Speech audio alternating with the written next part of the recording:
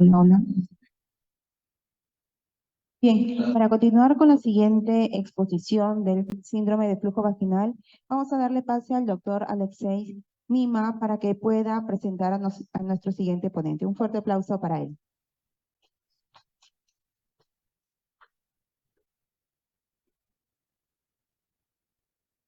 Buenas tardes con todos.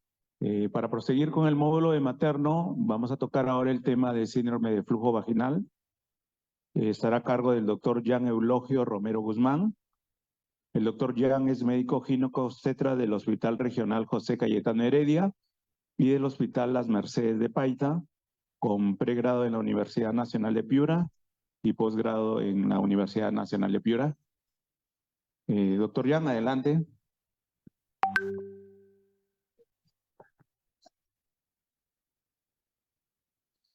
Buenas tardes. Hoy vamos a exponer el tema síndrome de flujo vaginal, ¿no? Un tema de salud pública muy importante y que día a día en las consultas ginecológicas se podría decir que es el pan de cada día, ¿no? Entonces, definamos qué es síndrome de flujo vaginal o también llamada vaginitis o vaginosis, ¿no? Es una inflamación de la vulva, la vagina o ambas, generalmente acompañada de un flujo vaginal pero anormal. Pero para eso nosotros tenemos que más o menos identificar qué es el flujo vaginal de aspecto normal para poder identificar cuándo no es normal, ¿no? Aquí tenemos 4 imágenes pero muy frecuentes en las consultas a diarias en las que nosotros cuando realizamos la especuloscopía podemos observar esta presencia de flujo, ¿no? Con las distintas características que ya vamos a mencionar para así tipificarlas.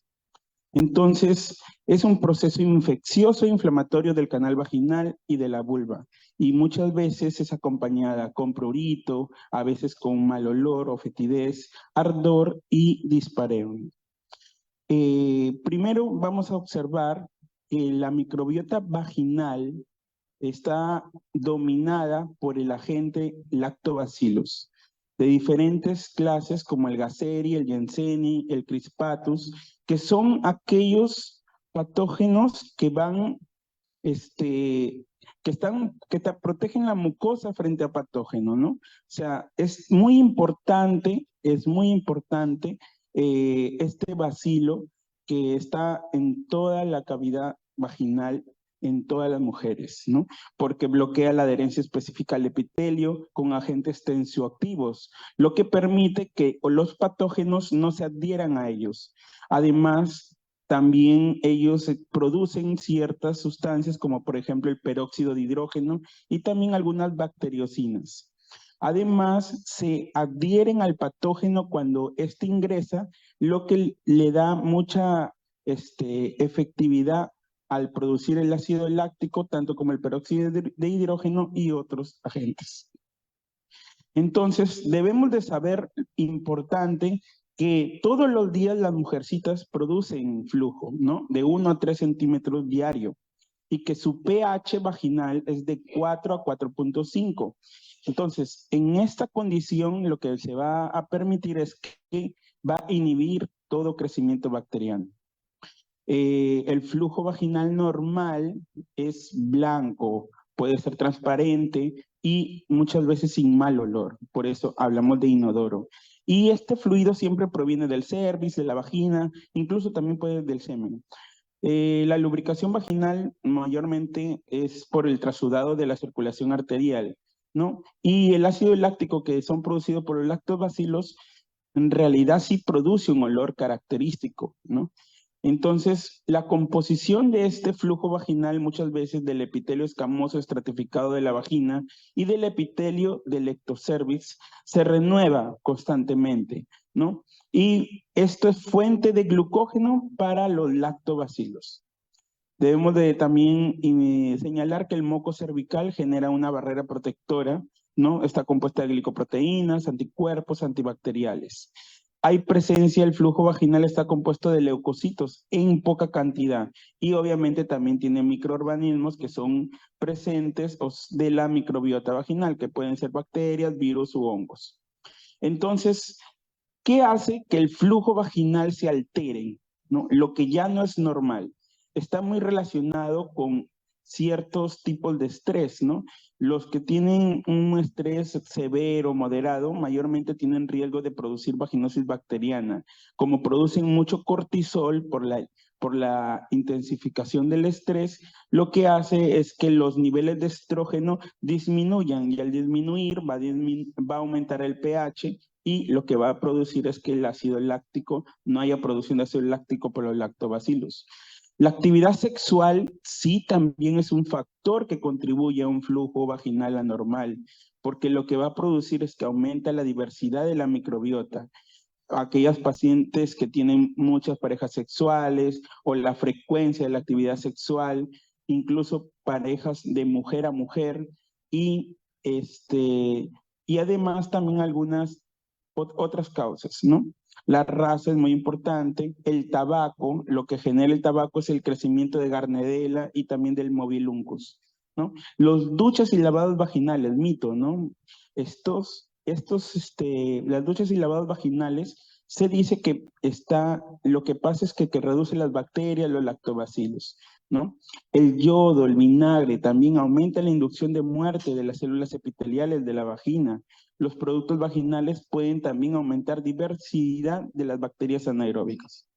Entonces, las vulvovaginitis o vaginosis pueden ser infecciosas y no infecciosas, dentro de las cuales vamos nosotros a observar que se han hecho muchos estudios de las cuales las vulvovaginitis, hay 3 muy frecuentes, también muy preguntadas, ¿no? En muchos exámenes que nosotros los médicos hemos rendido, ¿no?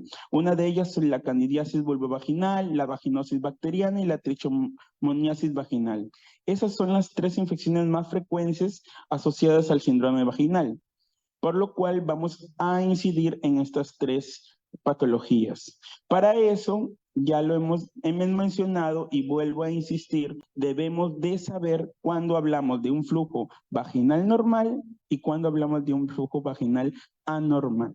Cuando es anormal, muchas veces está acompañado de prurito, dolor, ardor, irritación, eritema, hay erosiones y ese tipo de erosiones es que se clasifican.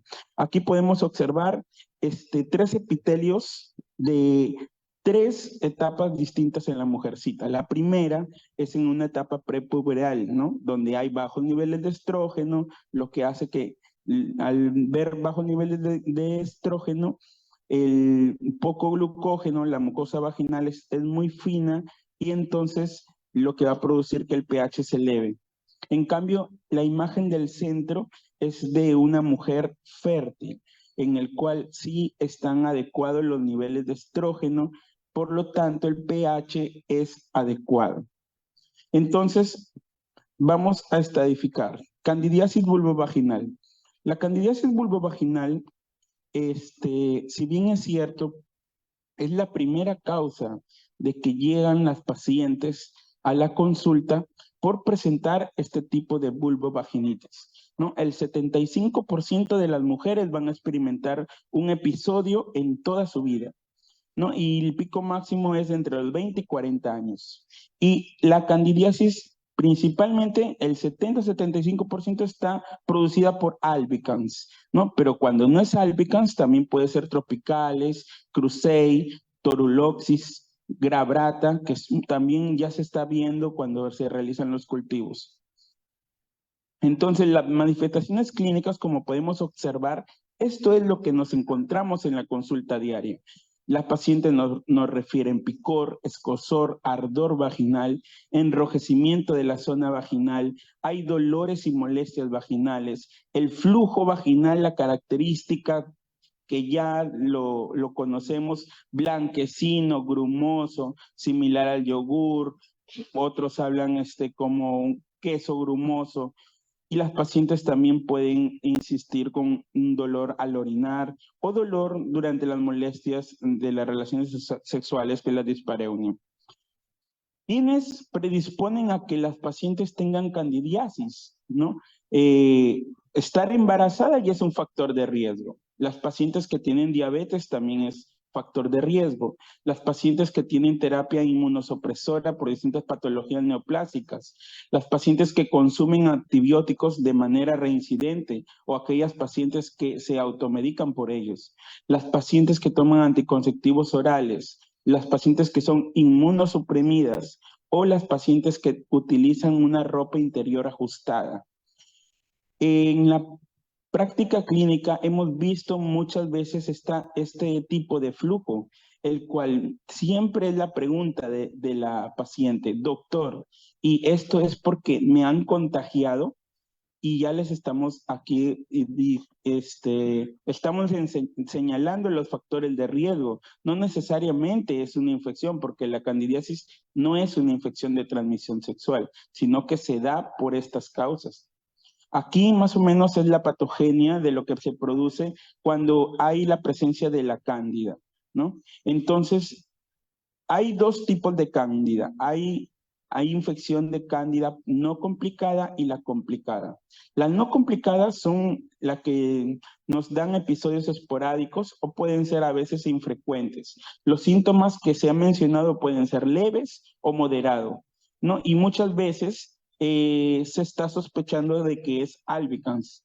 Y la mujercita o la paciente no tiene comorbilidades.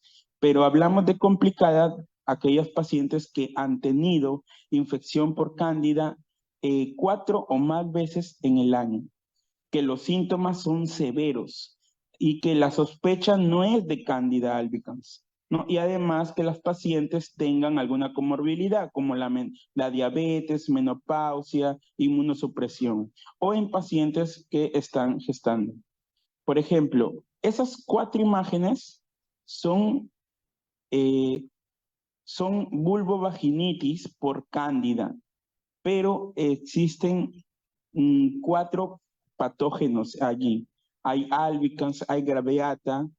Entonces, lo que nosotros tenemos que realizar en la consulta clínica cuando la paciente nos manifiesta estos síntomas es realizar la especuloscopía y saber realizar un buen diagnóstico. La guía clínica ya nos dice que ante las características y la sospecha se debe de iniciar el tratamiento. Entonces, lo que vamos a hacer es primero una inspección visual para hacer el diagnóstico. Tenemos que ver que el pH vaginal es normal, no está alterado en cándida, ¿no? Y que a la microscopía con hidróxido de potasio, lo que observamos allí, como se puede ver en la imagen, son unas pseudohifas o micelios. Además, también se puede realizar el diagnóstico a través de un Papa Nicolau, la prueba de látex o el cultivo de secreción cérvico-vaginal. Y obviamente uno de los métodos más sensibles y específicos es la prueba de inmunocromatografía, ¿no? ¿Qué damos? Si observamos que la paciente es muy sospechosa de que esté con una vulvovaginitis por cándida, lo que vamos a dar de tratamiento, específicamente tenemos en las pacientes que vienen, por ejemplo, con síntomas moderados, se le da el clotrimazol. Se ha estudiado que hay un éxito de un 85% en aquellas personas que damos clotrimazol. ¿No? ¿Cómo se da? 200 miligramos vía vaginal por día, al día, y 3 veces. O podemos dar 100 miligramos vía vaginal al día por 7 días. O podemos utilizar la crema de clotrimazol al 1% y colocamos intravaginal 5 gramos al día por 7 días. O podemos utilizar 500 miligramos vía vaginal por día solamente una vez, ¿no? Recordar, vienen en seguro, viene la presentación, ¿no? De los óvulos de 500 o de 100, ¿no? Cuando se le da al paciente un óvulo de 500 miligramos, una sola dosis solamente. También hay otras alternativas, se da otras alternativas como el fenticonazol, que es, no es una crema, sino es un óvulo vaginal, así como también el econazol, el isoconazol. Pero en aquellas vulvovaginitis que son severas, que ya sabemos cuando estamos frente a severas, el tratamiento que damos es oral, ¿no?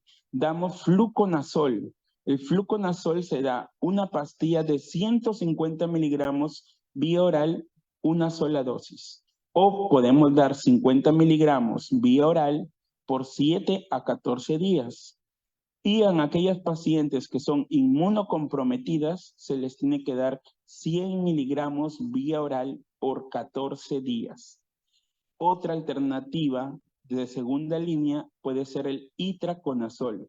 El itraconazol lo obtenemos vía oral también en pastillitas, 100 miligramos, dos veces al día. Puede ser una sola dosis o 100 miligramos una dosis o puede ser por 3 días.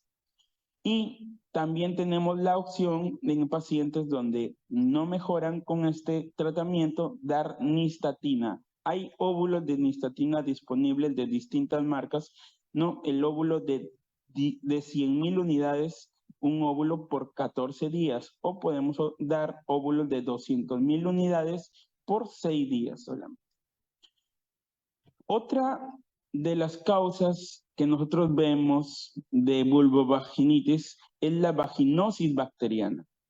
Cuando hablamos de vaginosis bacteriana, a la cabeza se nos viene Gardnerella, ¿no? Pero la vaginosis bacteriana es una vulvovaginitis polimicrobiana. Entonces, no solamente la Gardnerella, ¿no? Pero sí es la precursora. Lo que va a producir la vaginosis bacteriana es que el pH lo altera. Hay alguna condición que se altera el pH y todos los organismos, tanto anaerobios, van a estar en mayor cantidad produciendo algunos síntomas que vamos a observar. Entonces, cuando hablamos de vaginosis bacteriana, hablamos de un término que se llama disbiosis. El disbiosis se refiere a que hay una alteración de la microbiota, en que los lactobacilos que dijimos en un inicio que eran dominantes, ya están reducidos, o están modificados, o están bloqueados. Entonces, lo que va a producir es que aumentan las bacterias anaerobias y van a disminuir los lactobacilos. Lo que produce es que el pH vaginal se produzca un aumento de este mismo. La Gardnerella es la precursora, es aquella que se adhiere al epitelio vaginal, forma su biofilm y logra formar ambientes ácidos, así como también disminuye la oxidación y reducción, favoreciendo el crecimiento anaerobio. Además, la Gardnerella también produce algunos aminoácidos, por eso el muy común test de aminas, ¿no? Que es la instalación de hidróxido de potasio y verificar el mal olor característico, ¿no? Muchas veces el olor a pescado, que muchas veces se le llama en los libros. Epidemiológicamente, el 23 al 29% de incidencia, mayormente se da en raza negra hispana. También se da en el embarazo, se está presente en un 33%, y es una prevalencia que últimos estudios se está viendo, es que está muy frecuente en mujeres con pareja mujer, ¿no? Un 25 a 45%, ¿no? Está muy relacionada en pacientes que también que tienen VIH, un 35%, y las mujeres que tienen menopausia pueden tener vaginosis bacteriana un 17%. Tener y hacer mucha incidencia. La vaginosis bacteriana no es una infección de transmisión sexual, no es una infección de transmisión sexual, pero sí está relacionada. Factores de riesgo, ¿quiénes van a contraer vaginosis bacteriana? Las de raza afroamericanas, las que tienen nueva pareja sexual o que tienen múltiples parejas sexuales, las parejas sexual mujer, compartir juguetes sexuales, los dispositivos intrauterinos, las duchas vaginales, las mujeres que fuman, pacientes con obesidad, las que no usan preservativo y tener ya presentes una infección de transmisión sexual, ¿no? Esos son los factores de riesgo que se le han mencionado. Y la clínica de esta vulvovaginitis, el 50% es asintomática. La característica es que el flujo que se evidencia tiene un mal olor, ¿no? Tiene un mal olor y muchas veces es mayor cuando hay presente de actividad sexual o después de la menstruación. Muchas veces hay prurito, dispareunia también. Existen para diagnosticar vaginosis bacteriana los criterios de Ansel o los criterios de Nugent, pero actualmente ya hay los criterios de Ansel modificado, en donde solamente observar un pH mayor a 4.5 del flujo ya hace el diagnóstico de vaginosis bacteriana acompañado sobre más del 20% de células Club, ¿no? Entonces, pero sigue siendo el gol estándar el cultivo Gram. Entonces, patogenia más o menos disminuyen los lactobacilos, entonces los lactobacilos no van a producir ácido láctico, al no producir ácido láctico aumenta el pH, al aumentar el pH se hace la invasión de los muchos patógenos que hay, produciendo estos patógenos exfoliación de células epiteliales vaginales y realizándole muchos productos de los metabolitos como son las aminas, lo que produce ese olor característico.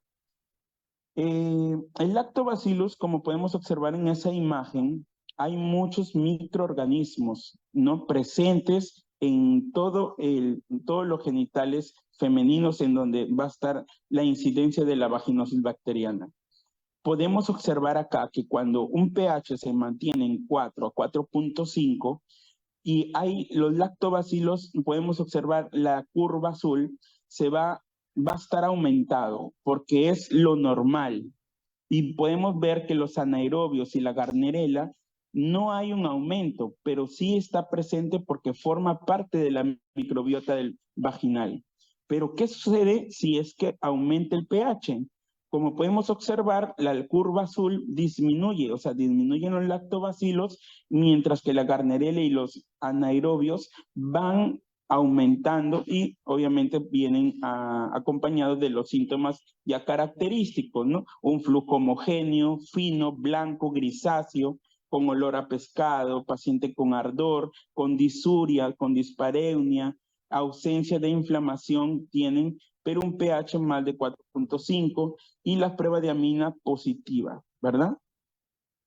El diagnóstico ya lo hemos mencionado que siempre esto es muy preguntado, los criterios de Ansel y los criterios de Nugent. Entonces, lo que dice, no se recomiendan cultivos por ser infección polimicrobiana. Correcto.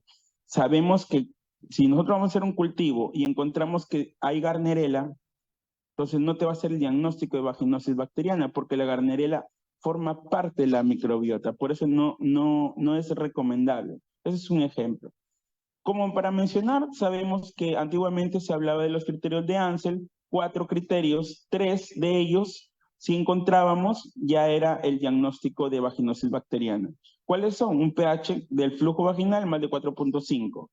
Encontrar más de 20% de las células clave o células Club. La tercera, un olor al pescado cuando hacíamos el test de aminas, al adicionar hidróxido de potasio al 10%, ¿ya? Y 4, una secreción vaginal grisácea, homogénea y adherente. Bueno, ahí también tenemos los criterios de Nugent y también están los criterios de Ansel, los que les había mencionado. Estos son otros tipos de diagnósticos que más que todo son un poquito costosos, pero tienen más sensibilidad y especificidad. No con esto quiero decir que los anteriores no sean importantes, ya que nosotros y mucho prevalece lo que es la anamnesis y la historia clínica y obviamente el examen físico. ¿Qué damos cuando nos encontramos frente a vaginosis bacterianas? Las guías nos recomiendan el metronidazol. Metronidazol nos han recomendado 3 regímenes. Pregunta también de examen, ¿no? Metronidazol, 500 miligramos vía oral 2 veces al día durante 7 días. Eso lo damos todos en nuestras consultas a diarias. Pero también tenemos otro régimen, ¿no? Que es el metronidazol en gel, al 0.75%. Como una aplicación completa que se refiere a los 5 gramos de metronidazol vía intravaginal 1 vez al día durante 5 días. Otro régimen es la clindamicina en crema al 2%. Lo aplicamos 5 gramos también vía intravaginal al acostarse durante 7 días. También para pacientes que han hecho recidiva a este tratamiento, podemos tener 3 regímenes alternativos, como es el tinidazol, ¿no? Que son 2 gramos. Esto es vía oral una vez al día durante 2 días. O podemos dar 1 gramo una vez al día durante 5 días. O también la clindamicina vía oral de 300 miligramos 2 veces al día durante 7 días. ¿Podemos dar óvulos de clindamicina? También es una alternativa. Los óvulos vienen en presentación de 100 miligramos intravaginal una vez al acostarse durante 3 días. Doctor, como alternativa, también se puede dar la nistatina, que nos están dando muy buenos resultados, ¿no? Óvulos de 200,000 unidades internacionales, ¿no? Se le tiene que dar una vez en la noche al acostarse durante 6 días. Lo que les comentaba, entonces, pacientes que tú ya les has sospechado, le hiciste el cultivo, diagnóstico vaginosis bacteriana, le diste metronidazol una vez, otra vez, entonces, y sigue, y te llega 3 veces, 4 veces, 5 veces. Para esas pacientes que ya están clasificadas como vaginosis bacteriana recurrente o refractaria, cuya definición es 3 episodios de lo mismo o más en un año, ¿no? En ellas lo que se tiene que dar es metronidazol 0.75% en gel, ¿no? Que viene de presentación en gel. Te lo colocas intravaginal 2 veces por semana, puede ser por 4 a 6 meses. Pero el régimen, este es de mantenimiento.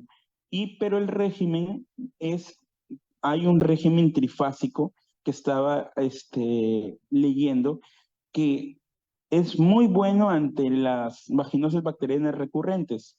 Le das a tu paciente nitroimidazol oral diario, una tableta por 7 días.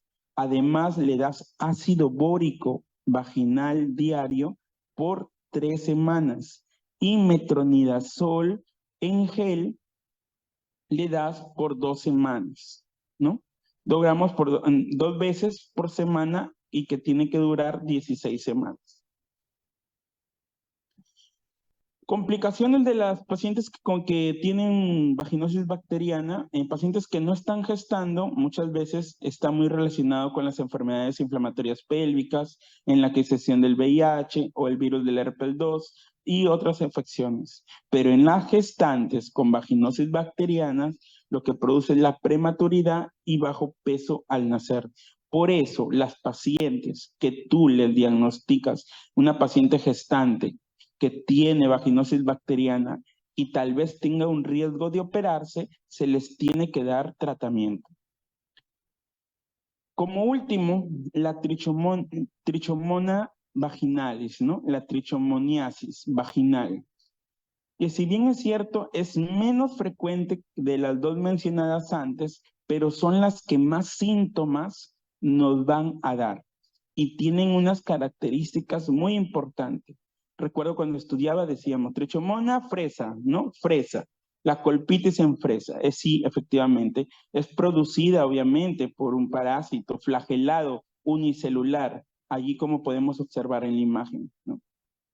Entonces, es un parásito, también infecta el epitelio escamoso del tracto genital, puede infectar la vagina, el endocervix, en los hombres la uretra, hasta la próstata. Entonces, con lo que les menciono, hombres, mujeres, sí es la trichomona vaginal una infección de transmisión sexual.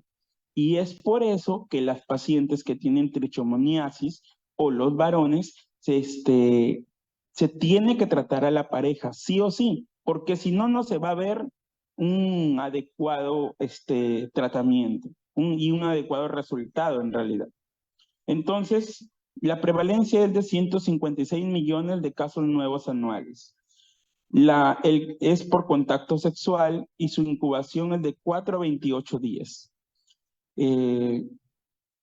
Es también muy frecuente, o bueno, aquí hay que mencionar que en la mujer puede permanecer años este parásito.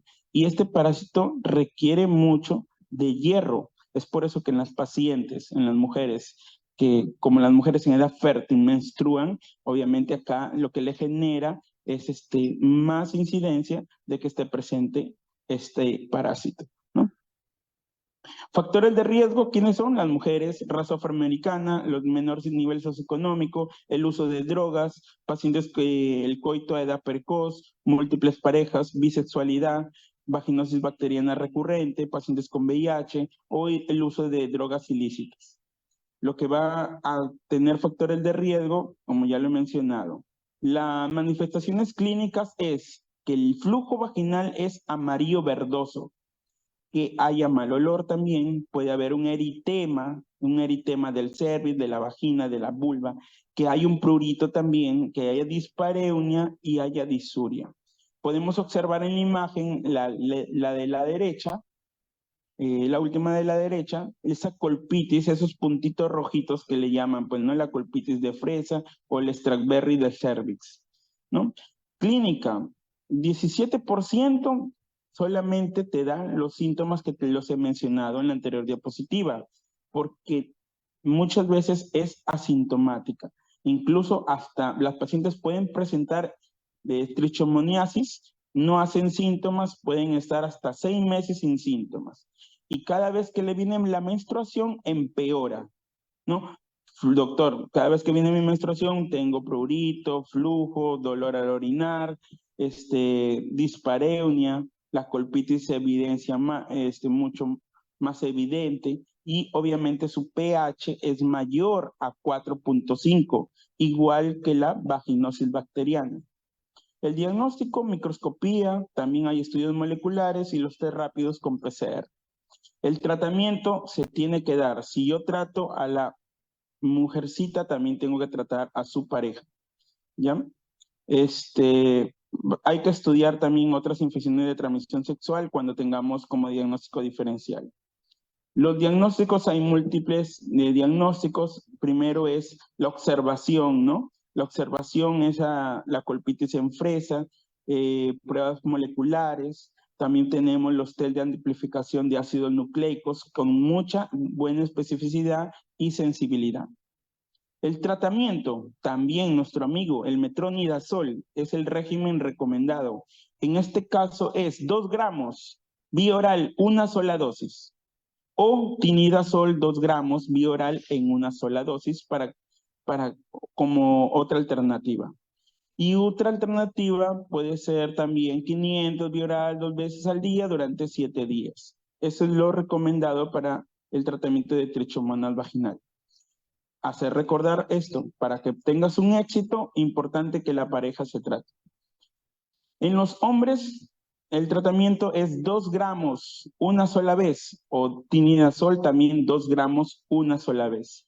Aquellas pacientes que son alérgicas al metronidazol, el ácido bórico en óvulos vaginales de 600 miligramos cada 12 horas por 60 días es lo recomendado. Doctor, hay recurrencia, como todo. Entonces, si hay recurrencia, tenemos que repetir el tratamiento con metronidazol otra vez. Y ha dado que el 40% de éxito. Si falló el diagnóstico, si fallamos por segunda vez, podemos utilizar el esquema de metronidazol de 800 cada 8 por 7 días. Eso ha evidenciado que el 70% de éxito. Doctor, fallamos a la segunda vez, entonces a la tercera vez hay falla. Damos tinidazol 1 gramo de cada 8 horas o 2 gramos cada 24 horas por 14 días. Esas son las complicaciones de la trichomona, puede dar parto pretérmino, está muy asociado con los NIC o con las neoplasias cervicales, también está con las EPI y también con la infertilidad. Y en las gestantes, el RPM, los recién nacidos con bajo peso y el parto pretérmino son de las complicaciones aquellas pacientes que contienen vulvovaginitis por trichomoniasis. Acá les dejaba un caso clínico, ya para terminar. Una mujer de 28 años presenta desde hace 4 días prurito vaginal acompañado de leucorrea blanquecina densa, no clínica miccional, afebril. Refiere relaciones sexuales con su pareja sin protección y niega otro acompañante. Al examen físico, exploración y pruebas complementarias, buen estado general. Bueno, vamos al último, exploración ginecológica, genitales externos sin lesiones aparentes, leucorrea espesa blanquecina como requesón y no dolor a la movilización del cervix. Creo que está muy claro, ¿no? Ven, podemos observar las características de ese flujo vaginal. Entonces, lo que le deberíamos hacer es pedirle un cultivo de exudado y del fondo de saco vaginal, la muestra endocervical, que sería bueno para también, tal vez sea uno con una clamidia, pero por la clínica es una vulvovaginitis candidiásica. Bueno, ese es un resumen de lo que hemos hablado de lo más frecuente, recordarlo, ¿no? Y estas son unas imágenes de las que no se tienen que olvidar de lo que hemos hablado porque pasa todos los días, ¿no? Muchas gracias.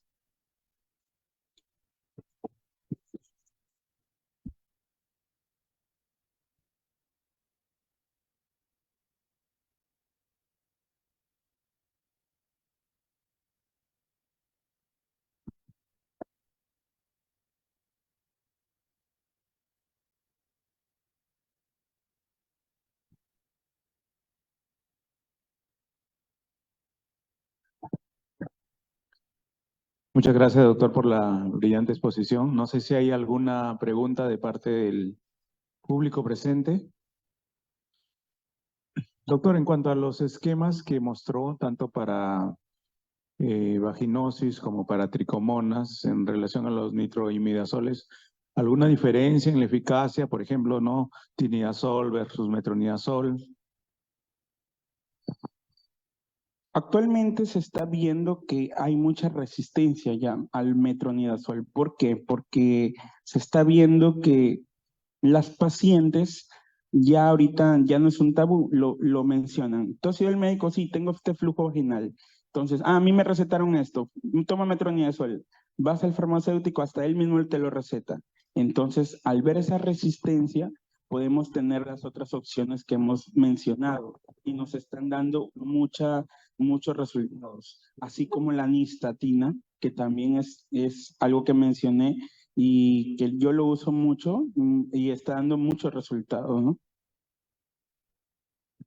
Y en cuanto al tratamiento de la pareja, en este caso, lo más aceptable digamos, en relación al manejo del flujo vaginal, ¿cuál sería el comentario, la recomendación que podría brindarse a las pacientes y a sus parejas?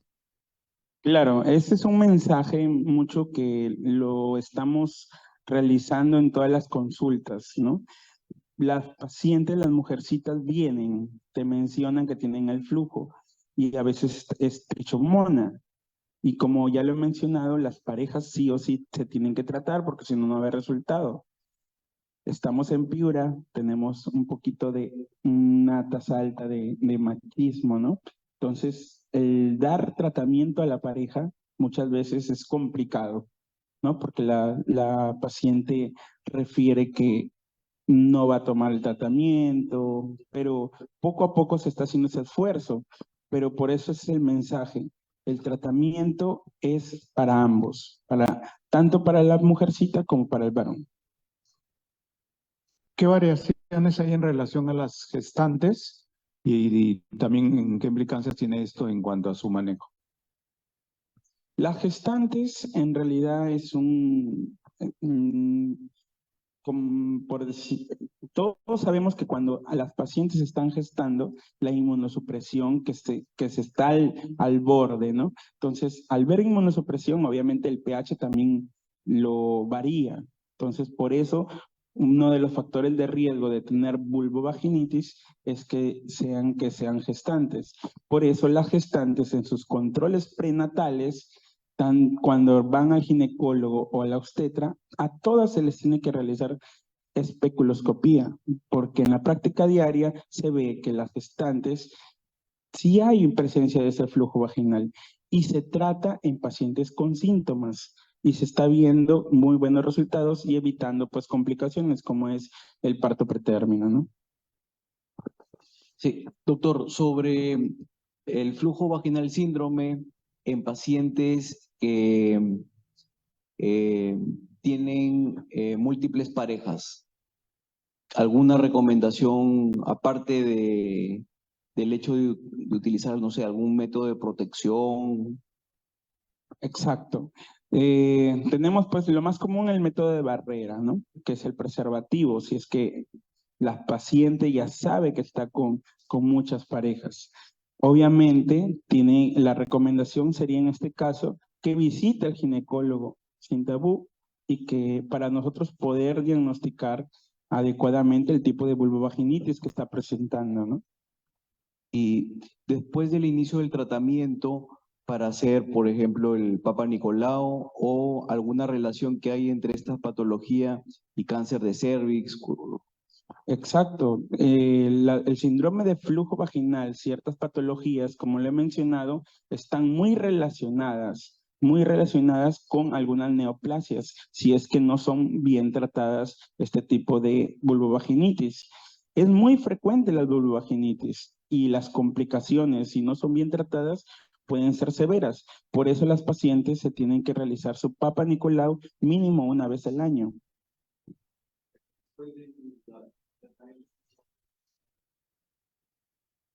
O sea, son tratadas de vulvovaginitis. Se puede hacer a la semana de iniciar el tratamiento. No, no tienes tú que esperar porque hay muchos mitos que dicen, estoy con vulvovaginitis, no me puedo hacer Papa Nicolau. No es una contraindicación.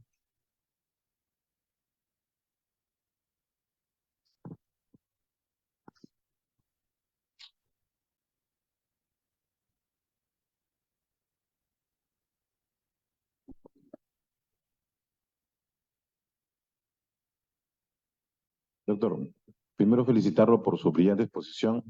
Luego, hay muchos colegas que nos escuchan, están aquí también que son del nivel de atención primaria, ¿no? ¿Cuál sería la recomendación para que puedan orientar a sus pacientes para disminuir estos problemas de candidiasis, de vaginosis, de triconomiasis? Y si es que existe algún tipo de tratamiento o opción alternativa que se tenga para disminuir este tipo de problemas de salud. Muy buena pregunta. El primer nivel de atención, porque lo he pasado, lo que se tiene que hacer es preguntar. A veces la paciente no te lo dice y muchas veces en las zonas más rurales, ¿no? Tiene vergüenza a decir el tema del flujo vaginal. Entonces nosotros como médicos tenemos que saber llegar al paciente y examinar, porque muchas veces solamente escuchamos, pero no tenemos que ser más hincapié en eso, examinar, poner espéculo, ver el flujo vaginal, ver las características de ese cuellito, darle la consejería a la paciente adecuada, ¿no? Y incidir mucho también en la toma del Papa Nicolau, que es el cáncer de cuello uterino, que si bien es cierto no es tema, pero es prevenible al 100%, ¿no? Si lo hacemos adecuadamente, la prevención.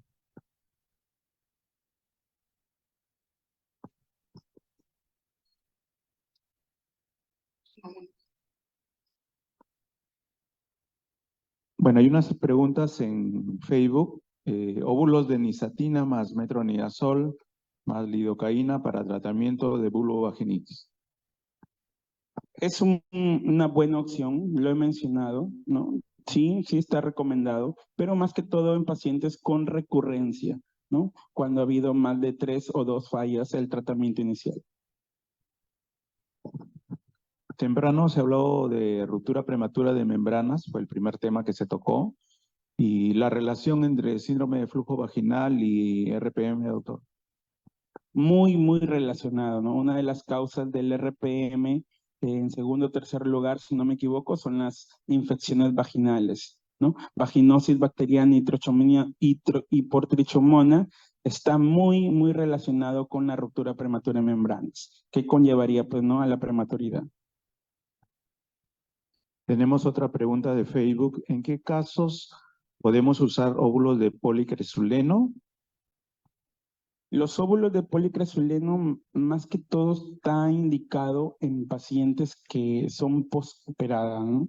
Más que todo para la regeneración del epitelio vaginal, en aquellas pacientes con inmunosupresión, diabéticas, pacientes que son crónicas su vulvovaginitis, en ellas estaría indicado.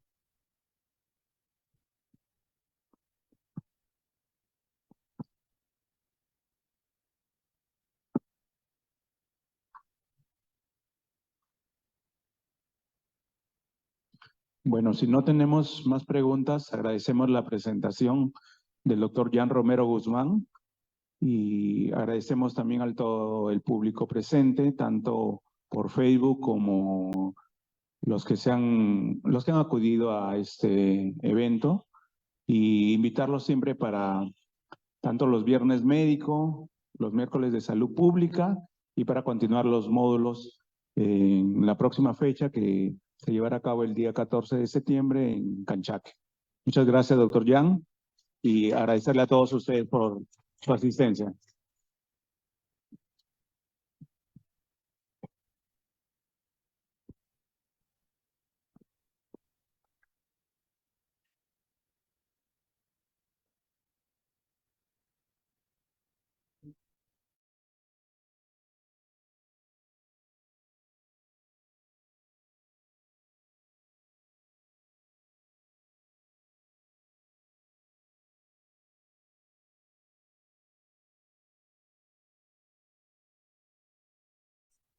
Recordarles a todos los participantes del Facebook que vamos a compartir en breves momentos ya el link para que puedan responder el post-test de este segundo módulo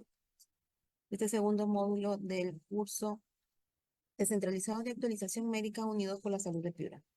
Así que en breves momentos vamos a compartirlos, estén atentas porque deben responder. Recuerden que para acceder al certificado deben responder todos los módulos